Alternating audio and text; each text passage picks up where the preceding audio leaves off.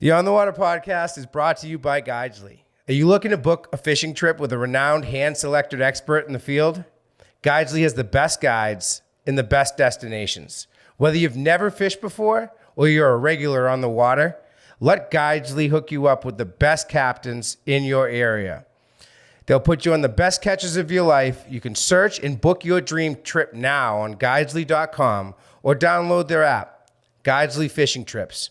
Book a Guidesley trip today and create memories that will last a lifetime.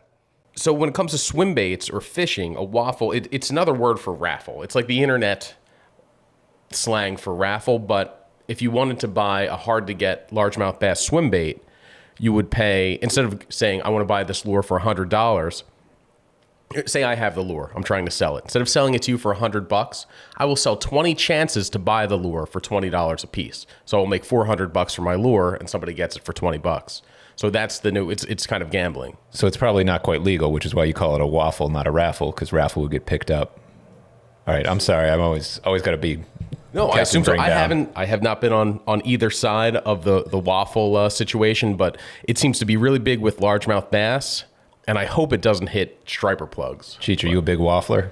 Not yet. I'm scared of it. It's a slippery slope. Swim baiting in general is a slippery slope. He's more of a pancake man himself. Yeah. Hodl.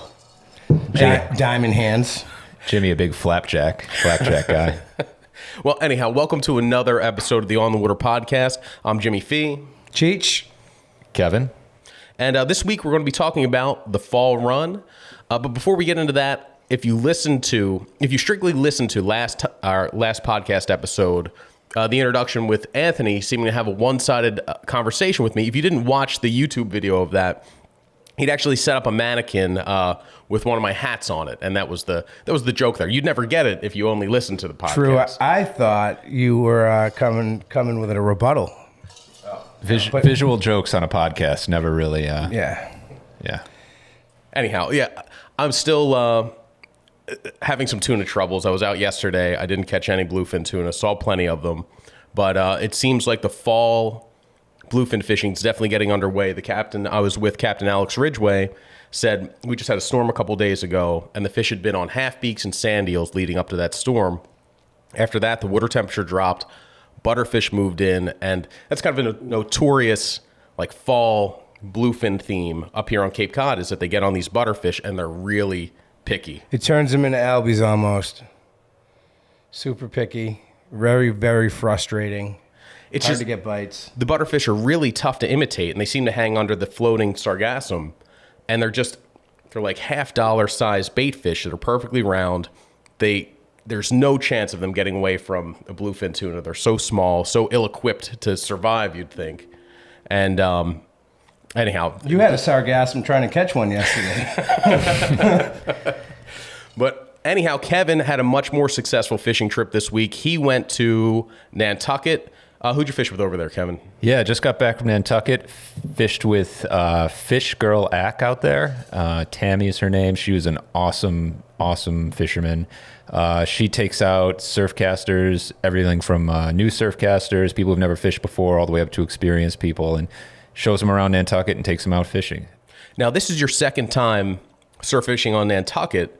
The first one was way back in 2008, and I remember because, it was October 2008, right after Striper Fest. You went with my good friend and our good friend, Dave Ross, and you fished for albies then, and you had a great trip. And it sounds like you had another great trip, but what's changed in those last 10 years? There was one thing you didn't mention in 2008 that you talked about a lot on this trip. When we did the fishing in 2008, we fished with Dave Beaumont, who was a writer and columnist for us at the time, and he took us out and showed us around. And he's a Nantucket native, and he was telling us that there's a seal around, and the seal is stealing albies off the line. And he said, while we were out there filming, he goes, there's a good chance it might happen. And like, I kind of want to see it happen because it'd be good to show the world, like, this is a problem we're starting to have. We fished for 2 days and caught a bunch of fish, and never happened. A seal never showed up and took fish, but he swore that this was a thing. That was 2008. So now 14 years later, it is a thing. There are seals everywhere, and especially out at a great point in that side of the island, and they know when you're albie fishing, and they come after you, and they come take the albies off the line. So it's to the point where a lot of people we talked to out on the island said, I no longer participate in that fishery. I no longer head out to Great Point. I no longer fish for albies there simply because I don't want to deal with the seals. Spot burn for the seals. So when you fight the albies, they don't. When you hook up, the seals kind of leave them alone. It's not until the last wave that they seem to get them. Describe that. I mean, that was really interesting to me. Yeah. So where we were fishing, what was great is there's not a lot of people around us, and so you're kind of on your own. And for the first albie we caught, and you're fishing from a beach, throwing out into waves, it didn't seem to me, it was so different from albie fishing on the Cape, where you're fishing kind of calm waters using like really light line and, the lighter half ounce, quarter ounce, 3/4 ounce epoxy jigs. Out there, it's like 2 ounces. We're casting into the wind, you're fishing waves, and you're actually seeing albies moving through the waves, kind of like you would see stripers or blues usually. That's so really cool. But anyway, we got out there and got the first albie, brought it in, and Mike Wayne, he's with the American Sport Fishing Association. He lives out, or his family's from Nantucket, so he's a family house out there. So he hosted us. He got the first one and brought it in and landed it, and we're looking at it, and it's great. And he's about to let it go. I was like, that was awesome. And the best part of it is there wasn't a single seal. And as soon as I said it, they were like, no, don't say it. You've jinxed us. I was like, oh, whatever. And it was like 5 minutes later. I don't know where the seals were, how they knew we just caught a fish. All of a sudden they're around us, and there's like 3 seals in the water swimming by, watching, and they just keep an eye on us. They just kind of stay in the area, pop their heads up, and just watch you. And as long as you keep casting, they stick around. So like we tried different things. We tried just holding on to the rod and seeing if they'd move on, and some of them did. Some went to go check out other fishermen. But once you're casting and active, they just keep an eye on you. They're clearly acclimated to the fishermen then. Yeah. And when they see a rod bend, they know it's game on. And then they just kind of stay in front of the angler with the bent rod and keep an eye out for, they basically know you've got an albie on the line out there and you're going to bring it toward them if they stay in front of you. So we tried all kinds of things. Someone would hook an albie, and then we'd have them open the bail, let the albie run, get away from the seals, walk down the beach to kind of like fake the seal out, while 2 other anglers would stay back and act like as if they had fish on.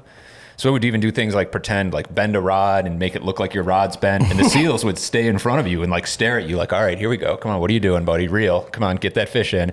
Meanwhile, like the guy who actually has the fish is like 50 yards down the beach trying to quietly bring the fish in. And as soon as they hear that albie get close to shore and the tail starts slapping the top of the water, they're gone. They hear that and they're like zooming down the beach toward it. Wow. So managed to sneak quite a few albies past the seals. Did get sealed a couple times, and once that started happening, just realized like, okay, we don't want to feed albies to seals. We don't want to lose any jigs, so got out of there and went fishing some other spots. But pretty cool fishery. Yeah. Now, are you using heavier leader there? Like, can you get away with like 20 or 30 pound tests as opposed to like 15 and 12? I feel like we're using over on this side. So I had 25 pound Seaguar Gold fluoro, and I was like, I'm going heavy. I'm 25 pound fluoro. Like, I'm going heavy because I know bigger lures, bigger albies, get them past the seals. And the first albie I hooked broke me off, and I was like, this had nothing to do with a seal. But swim broke me off and like broke the leader. I was like, oh, that's weird. I bring it in, and Tammy looks at my leader and she's like, you might want to beef it up. I'm like, well, what are you using? I look at her and she's like, she's got 40 pound leader on. She said, oh, these fish aren't leader shy out here. You don't need to worry about that. So that sounds so different from our fishery here. I mean, like Kevin said, mainly calm water. We're fishing the outlets of some of the salt ponds here. But you have to, there's so many days where I feel like the diameter of the leader and the size of the lure is a major factor in whether or not you get bit. Yeah. So we had some really picky fish earlier this year. Then we had about a week, I'd say in mid to late September, the week around Striper Fest was the albies really turned on.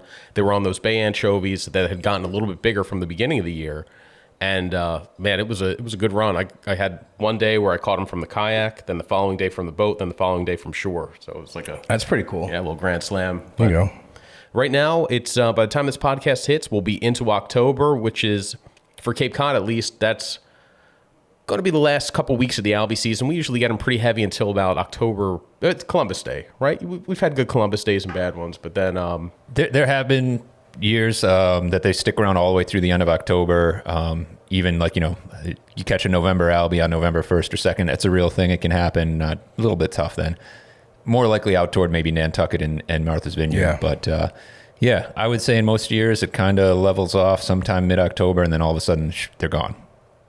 So this is the time of year we start looking back at striped bass. If you've kind of shifted over to albies for a couple weeks, the striper fishing is picking up, and The fall run, man, if you went back 20 years, it was the time to fish. Everyone looked forward to the fall run, and there's been a clear shift to the spring run being more consistent, a little bit more predictable, and the fall run is very feast or famine. But so far, so good this year in the fall. The On the Water podcast is brought to you by Guidesley. Hey, charter captains, are you tired of pouring all your money and time into all the stuff that comes with running a charter business other than the actual fishing? Guidesley gets it. That's why they created Guidesley. Guidesley is built for guides, and they understand and solve the unique challenges that you face every day. Let Guidesley handle your book of business from technology to customer management, leaving you to handle the fishing. Become a guide on Guidesley.com and download the Guidesley Pro app today. Focus on what you do best, putting customers on the fish, and leave the rest for Guidesley to handle. All right, so once the Albie season starts to wind down, I focus, and a lot of other guys in the Northeast focus back on striped bass to the extent that they stopped fishing for them at all to fish for the Albies. And so in this episode, we want to kind of go from north to south, talking about the fall run, starting with Anthony, who grew up north of Cape Cod in Hull, Massachusetts. And dude, what was your fall run like up there? Yeah, I mean, it was my favorite time of the year, bar none. It was the most consistent. I remember going the entire month of September and pretty much not catching a striped bass under 40 inches because you had all of these like backwaters. You had Hull Bay, you had Hingham Bay, you had, Fore River, you had all of those like backwaters all up the coast surrounding Boston Harbor would basically dump out their pogies, which is what we called bunker.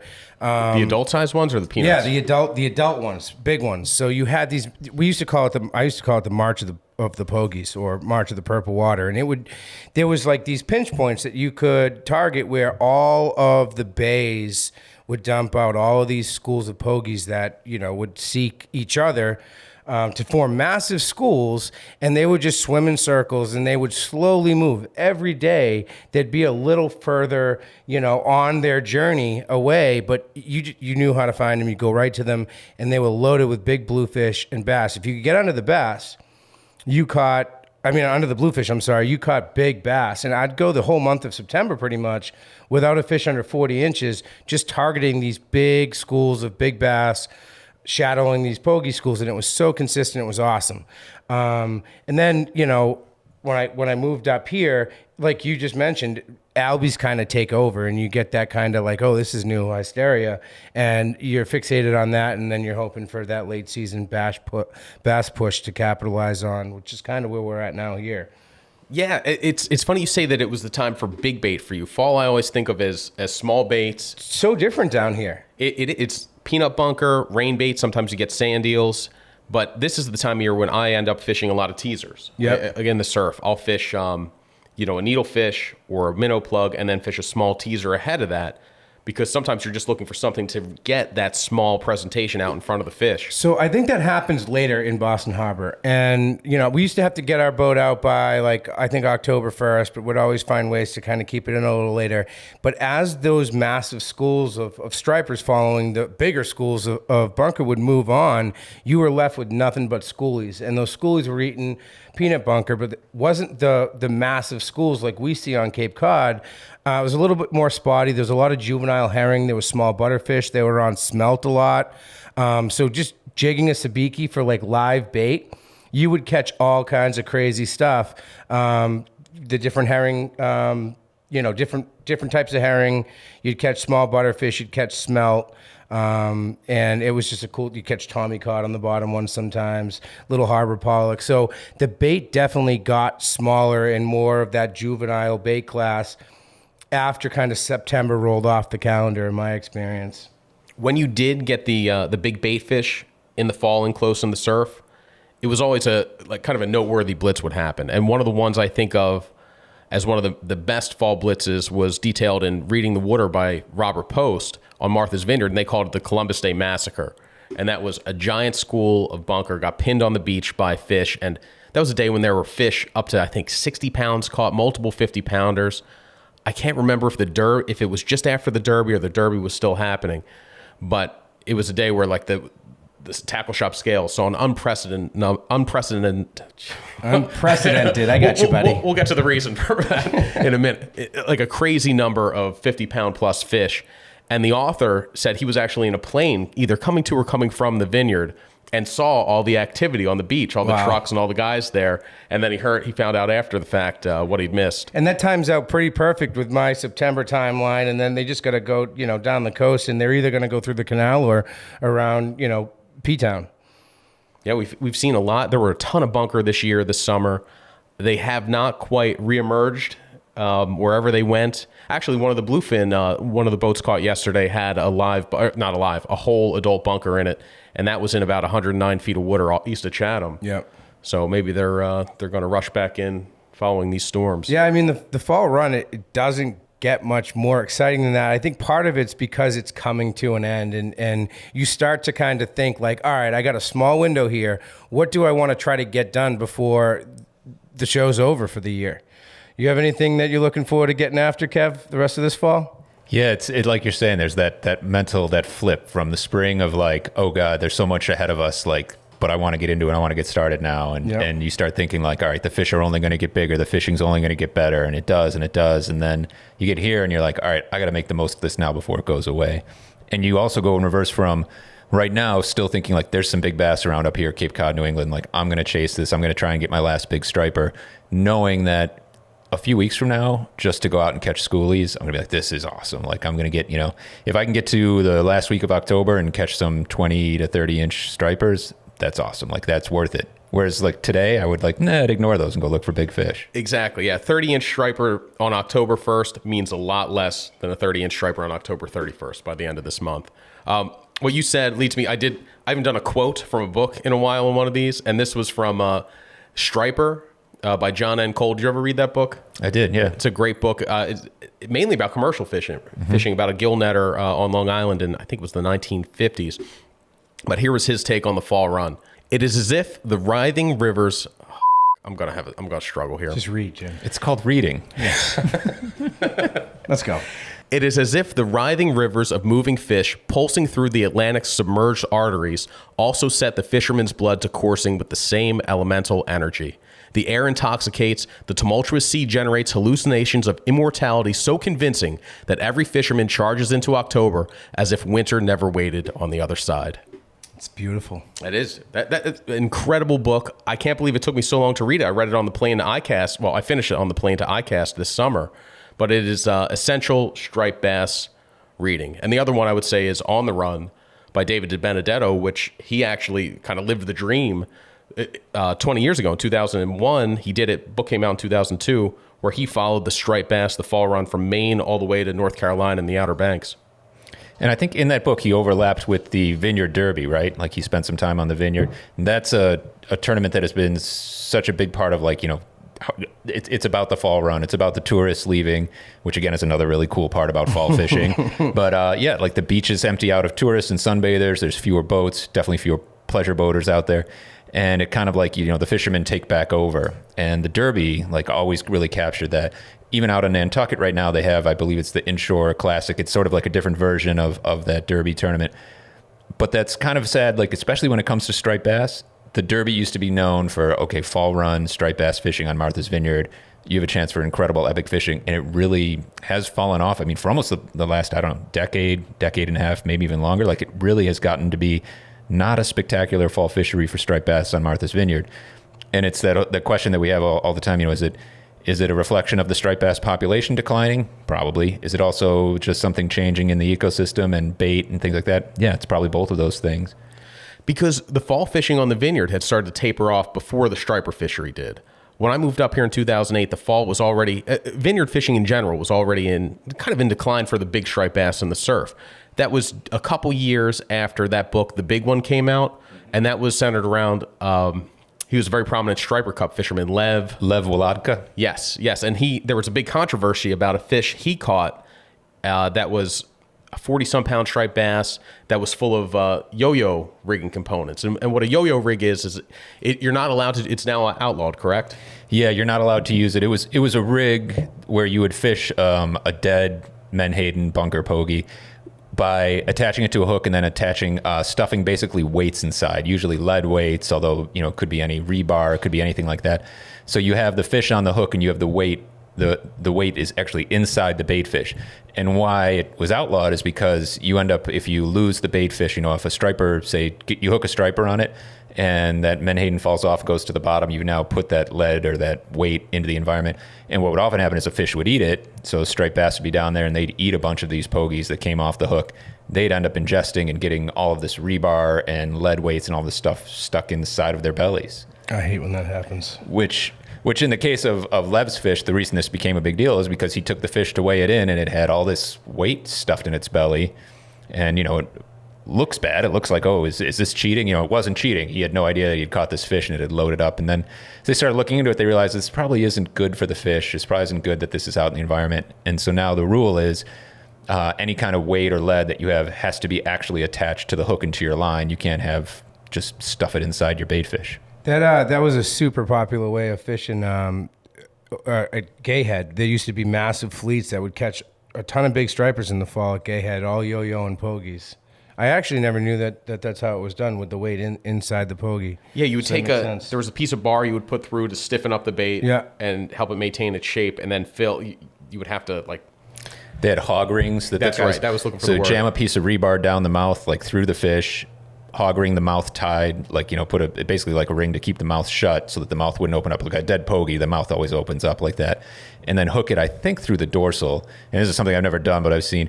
And I guess the idea was that it would weight it kind of straight down. You're really vertical jigging with a dead pogie, but in a way that as you jig it, it flutters up and it moves it sounds a lot like those flutter spoons that they use today, but you're doing it with an actual dead pogie. So apparently it was irresistible. Worked really well on big bass. There were specific rods they liked for too, long fiberglass rods with a really slow action to give that.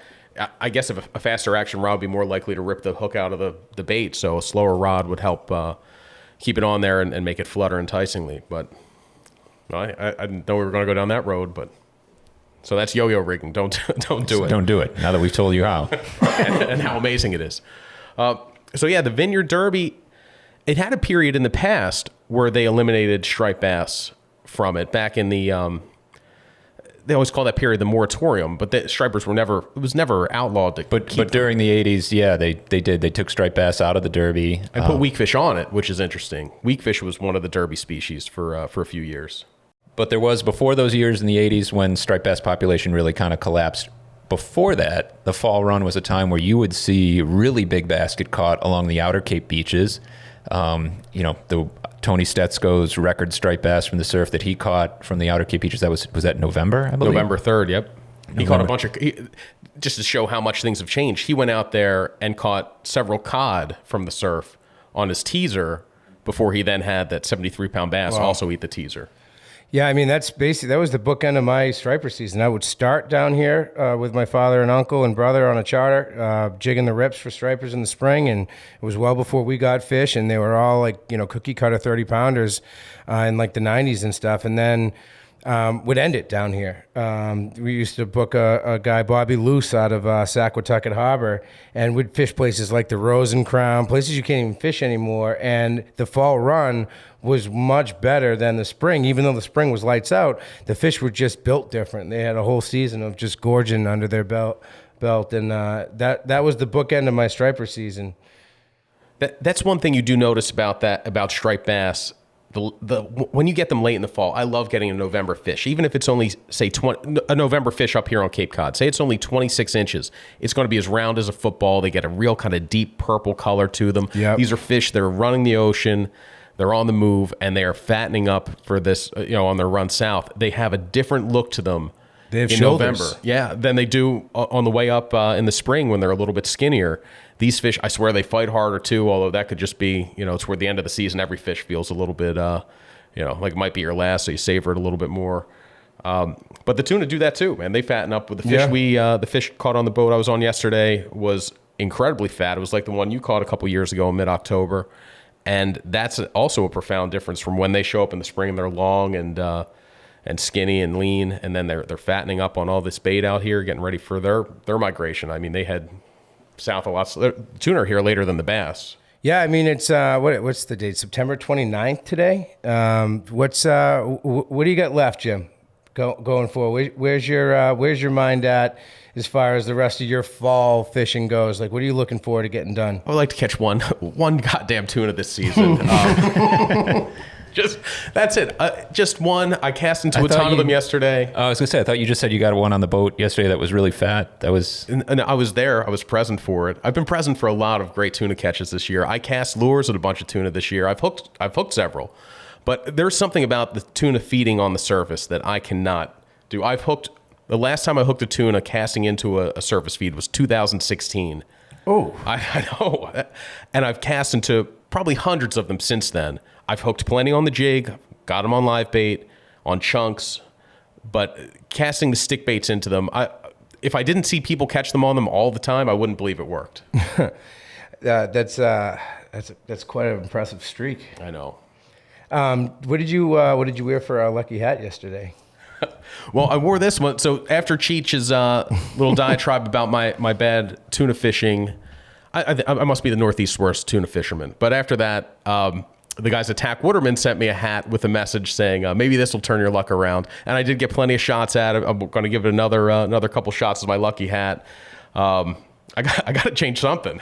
Yeah, I had a good lucky hat going for a while. The on the water tuna tail hat had caught tuna every time it had gone out, and then I was albie fishing with Brian Coombs the week before Striper Fest, and he goes to goose it to hit a school up ahead, and I kind of turned around to see what was going on because I was messing with something in the back of the boat. Wind caught my hat, off it went. And what do you do in that situation? Like, some people like freak out, like, oh, my hat, and other people like, I just ain't gonna say anything right now. You just kind of slink off. It's always embarrassing. You want to be that guy that makes the captain come off plane and turn around and go back and get the hat. I made Chris turn around for a hat last year. Oh, I think I made Chris turn around. We were running for an Albie Blitz, and it was a hat I really liked. I think it was I'd known the Woodard hat that fell apart. I took the patch. It was for after years. They're very well made hats. Go buy one. But I cut the patch out of it and put it on another hat, and it blew off my head running into an Albie Blitz. And I asked Chris to turn the Skeeter around to go get it. But I was on another trip.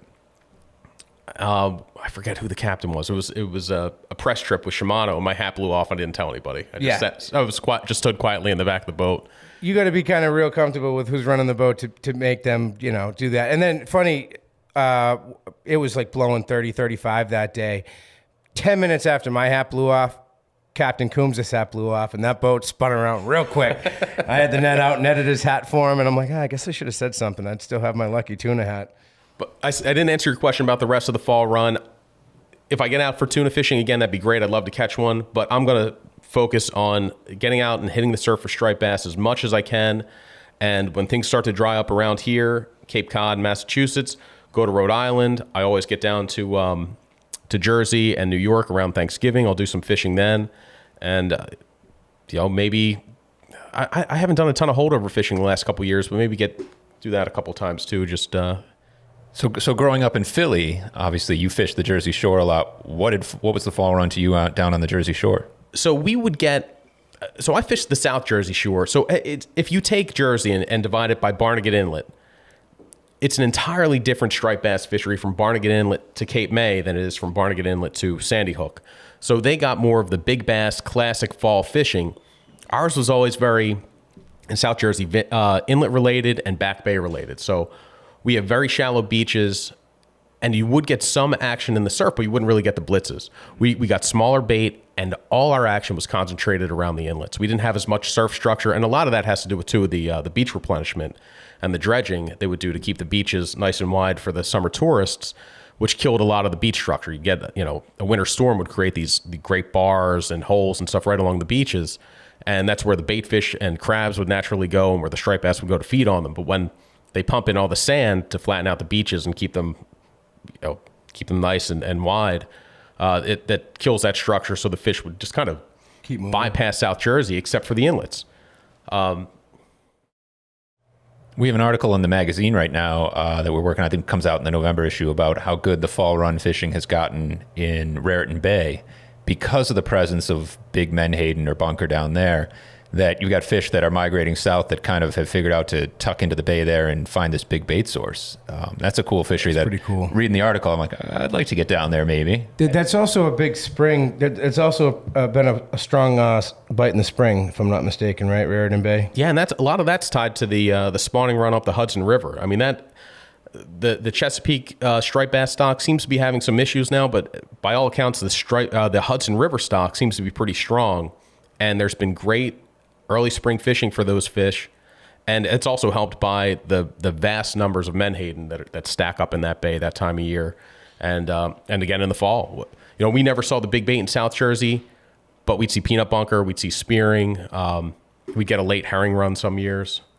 Another classic fall run spot is Montauk. And I know when you were in college, I think you would start taking runs out there. And that's become that was a big thing. Like in the fall, you'd make the drive out to the tip of Long Island there and fish Montauk. That was how I would kind of kickstart my fall run fishing. We had a week off of a fall break right around Columbus Day, and I would always spend that week in Montauk. And I'd take, if I could get a weekend or a couple days away, I would get there in late September too. But that would start the fall run fishing for me. And then by the time the migration hit like my home waters, you were into November by then. So I would do more traveling north in September and early October to go and catch that. And Montauk back then I'll never forget my first trip to Montauk. My dad and I went there. I don't think I could drive yet. I think I was 15. And I begged him to take me. So we went there. I was in high school.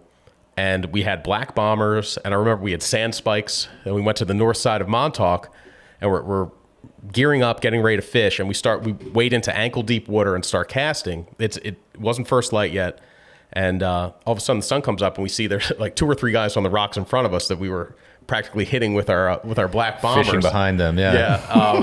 Yeah. So okay, we got a little to learn here. We walked around the lighthouse to the south side, to the area called Turtle Cove.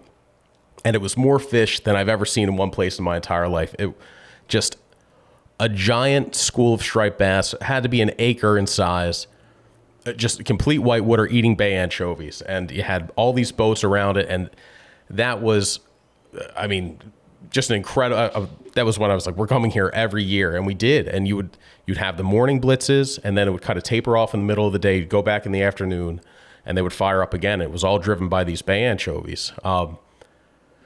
And for the most part, they were smaller fish. I wasn't doing, in those first years of Montauk, I wasn't doing super hardcore fishing. Like I wasn't going out in the middle of the night swimming to far rocks. I was doing get there at sunrise, fish there at sunset, and catch tons of fish, have a lot of fun doing it. But on one trip we went there, and there was a big nor'easter.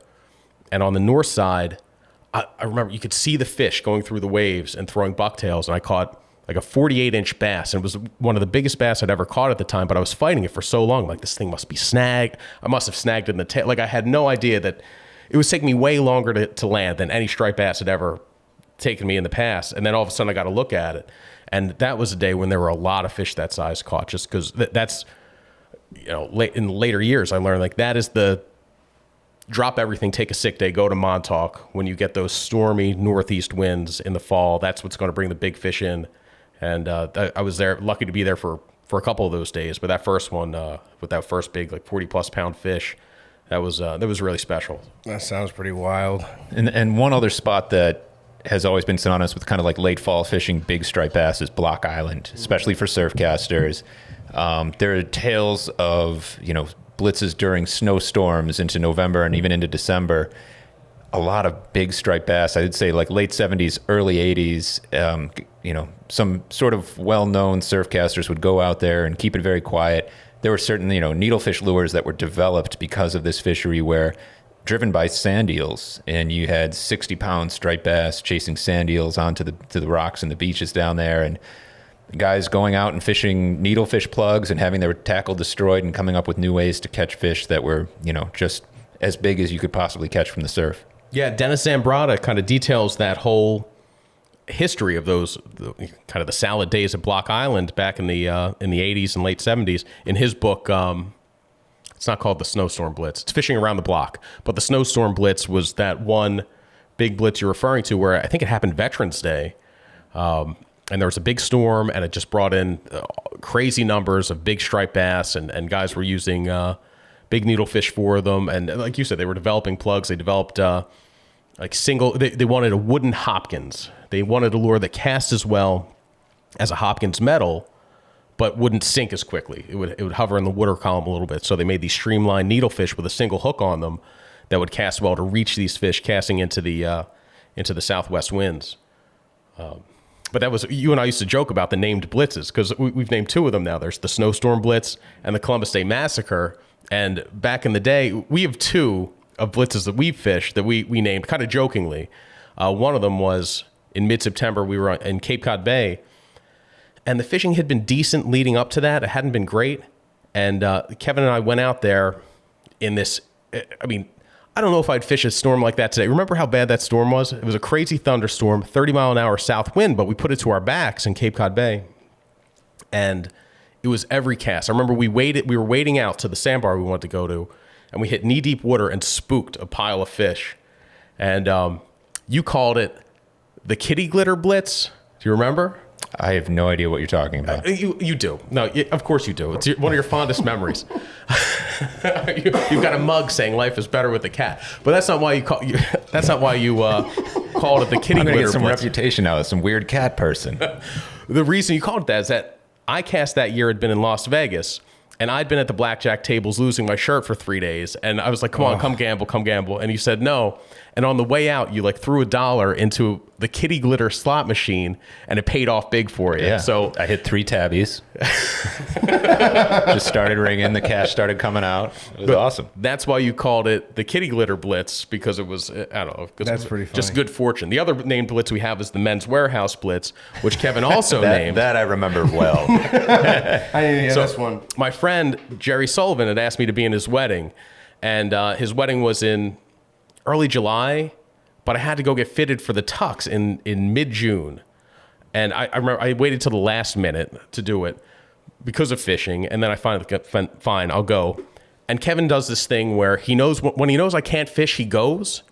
Mm-hmm. You seem to be more, he loves to go fishing to experience I'm good motivated fishing. to make you feel like you missed out on something. Yes. So he goes that afternoon, and it's one of those days where the bass pushed bunker right up onto the beach. He's underhand casting a dock and catching 30-pound plus stripers. I mean, you were there. Yeah, it was amazing. It was. I came around a corner and look, and I see one angler there, and I see splashing around him, and his rod is bent, and it was still daylight. I really didn't expect to run into much, and I'm like, oh, what is going on? And as I get there, I see big menhaden on the rocks, flopping around. I start to wade out into knee-deep water, and I'm watching the bass push the bait around me, and I see a 30-pound bass just go by in front of me and behind me, and I was like, oh my God, this is unbelievable. So that was the Men's Warehouse Blitz, is what we call that one. You called me as the guy's measuring my inseam, and you're like, you got to get down here right now. I'm like, I can't. He goes, I don't know how long it's going to last. I remember going out of there in a rush, being like, just guess, And I get to the beach, and sure enough, there's bunker all over the beach.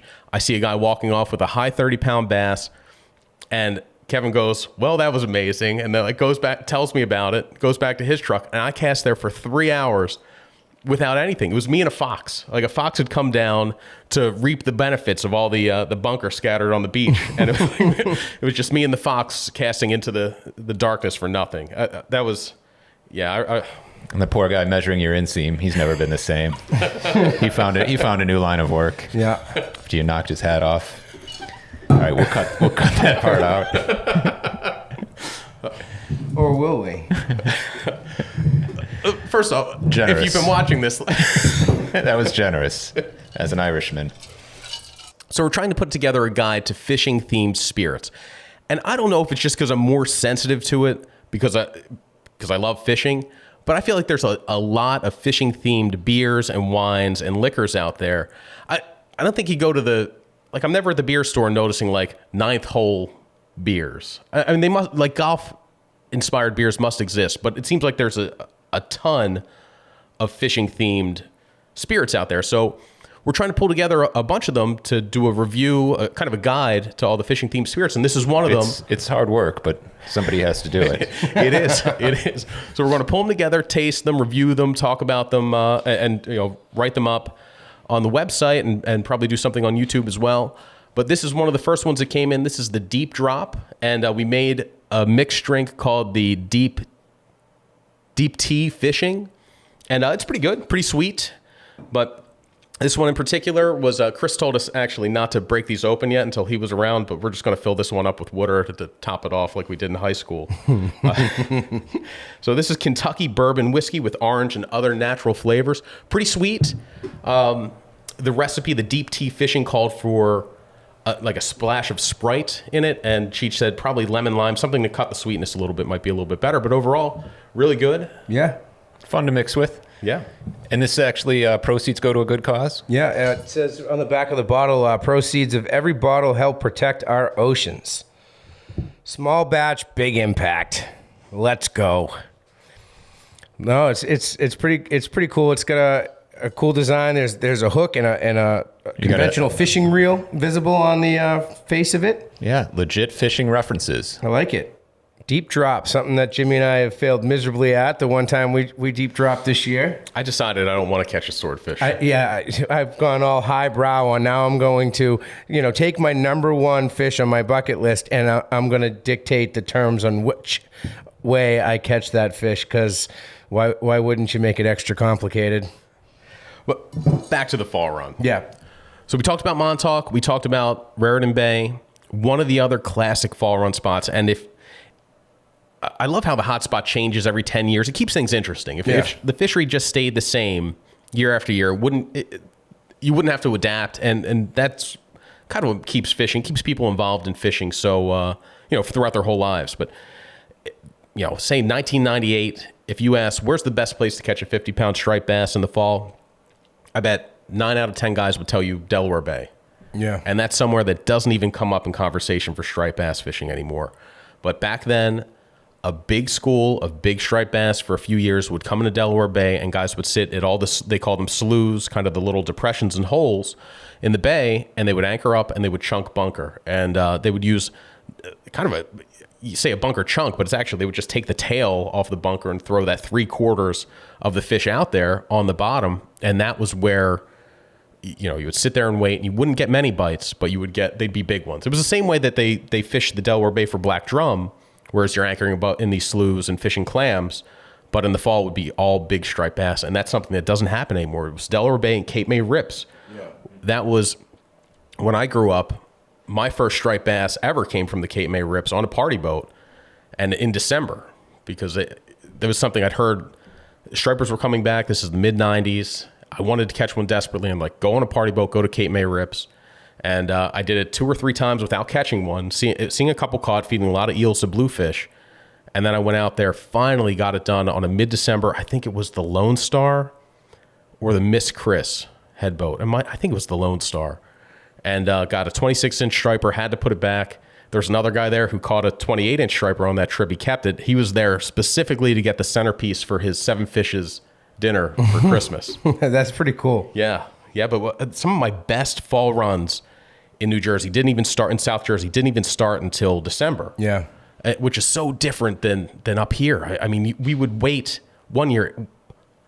It was December 7th to January 6th. And it was incredible fishing. I talked to a guy that year who was out on Christmas night, who must have had no family and just living the dream out on a bridge. I love you, Pam. Living the dream out there. He said he caught like a dozen fish off the bridges. We did a lot of bridge fishing, and you would see them. I went up on one of the bridges on January 6th and just saw a big school of striped bass sitting there in the lights that year. And what had happened was a big school of blueback herring got blown in with a storm and stayed in those inlets all fall, and you would catch fish up to, they weren't small, they were up to 25, 30 pounds. That's awesome. But that was, that's kind of the South Jersey fall run. I've lost touch with it a little bit since moving up here. I still know some people down there. The bridge fishing sounds like it's not as much of a thing as it was back then, but still some good fish running the beaches. It's interesting to think about that Delaware Bay bite and those big bass, and that when something like that kind of disappears and goes away, people stop doing it and they stop looking, and you kind of wonder at what point does it come back? If it comes back, it might come back for a while before somebody actually discovers that it's come back. So, or if the guys are smart, they'll keep it to themselves too. But yeah, that's a good point. Is it? I mean, that's what puts you doing things like you heard, we talked about cod off the Back Bay beaches. That used to be a thing you could do. And you're like, well, no one does it anymore. Maybe they're out there. And you go out and try it. And, well, yeah, I don't think they are out there anymore. But you never know. If they come back and no one's out there looking for them, no one's going to know. I like hold on to that dream. I want to talk about cod surf fishing with, I want to get someone on here who's done it to talk about what that was actually like. You know, there's always the stories of warming the gloves on the manifold, you know, of your old car and shaking the icicles off the rod tip. But I try it usually once a year, and that's not enough.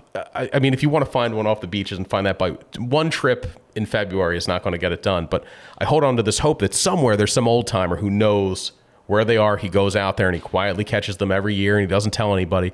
I mean, that's what fishing's all about, man. It's about the unknown, about there being more than you know about. It'd be so boring if we knew everything. My father like how and to his catch buddies, bluefin on a stick bait. My father and his buddies used to do that a lot in Plum Island on the North Shore, and it was really good for quite some years. It's got to be happening somewhere. It's probably happening at a slightly different time and in a place where nobody's kind of stumbling across it. Because there are numbers of cod, so there's no reason why they wouldn't come inshore. There's plenty of bait. I've read a lot of old articles on it, and one of them was fish clam washes. So you have these big storms in the winter that wash up a bunch of surf clams on the outer beaches, on these ocean-facing beaches. And it happened a couple years ago. There was one on the Outer Cape, and I know about it because Bobby Rice posted it. Captain Bobby Rice, who's a charter captain out of Truro, posted it on his Facebook. Oh, you know, look at all these clams on the beach after this winter storm. And I almost went, because the idea was that it's like a natural chum slick. All these clams get bashed against each other and create this amazing feeding opportunity for whatever fish are in the area. And if you go to those, that's your best shot at a wintertime cod in the surf. I mean, makes sense. So one last fall run that we could talk about right here, Jimmy. You have a new tradition for the fall run on Thanksgiving. You wait till the pumpkin pie is sliced, grab a piece, and then immediately abandon your family. What is that fall run all about? So that is a fall run about 8 hours west to the Niagara River. And for years, I would always take Thanksgiving was surf fishing for me. It's, you know, that was a big Jersey thing. You'd go surf fishing around Thanksgiving. But it's also a good opportunity for me to head. I've got a 3-day weekend, and I'm going to take those days to go and catch the migration of steelhead and lake trout, and sometimes there's salmon and brown trout in the Great Lakes tributaries. I just have a vision of you driving with your knee down the road at like 100 miles an hour with your waders already on, a drumstick in one hand, a piece of pumpkin pie in the other, just throwing discards over your shoulder as you go. That's pretty much how it goes. Like I toss the dishes in the sink and head out the door. That's awesome. And that hasn't caught up with me yet, but I'm sure that day's coming. Give when it it's time, like, well, buddy. maybe you stick around this Yeah. holiday. At least I'm not the guy on the bridge at Christmas. Yeah. Well, how did you know the guy was on the bridge at Christmas, Jim? He told me. I knew. No, I thought you were there with him. I'm looking forward to maybe as soon as next week getting out to the canyons one last time on a party boat trip for At the Rail. That's like seemingly should be my highlight of the fall. Stoked about that, hoping that it goes a little better than our last party boat tuna trip went down south, which we will not speak of because it was terrible. Yeah, the fall run, stripers, bluefish, and albies are definitely the all-stars of the fall run. But everything, just about all of our saltwater game fish feed more heavily in the fall. They group up, and it could be the highlight of the year for targeting them. You know, we talked about the bluefin tuna, but that's also true in the canyons. And this is the time of year when the yellowfin are all grouped up, and chunking at night becomes one of the go-to methods for it. You talk to the guys that are the canyon captains, they don't even carry chunks with them in July and August. Nobody really bothers bringing them out there, but you get to September and October, and I think a lot of that is you've got such short days that time of year and the longer nights, so you're going to make the investment in fuel to go out there in time. Might as well fish through the night. Yep. Put the lights up, chunk the butterfish, and I had one night in the canyons where I stayed out there. I was the only one interested in chunking. I think it was late September, throwing the butterfish over the side constantly. And then it takes a long time. You get a good slick going, and then looked at the depth finder, and it was reading bottom, which clearly you're not doing out there in the canyons. And it was wall-to-wall yellowfin tuna.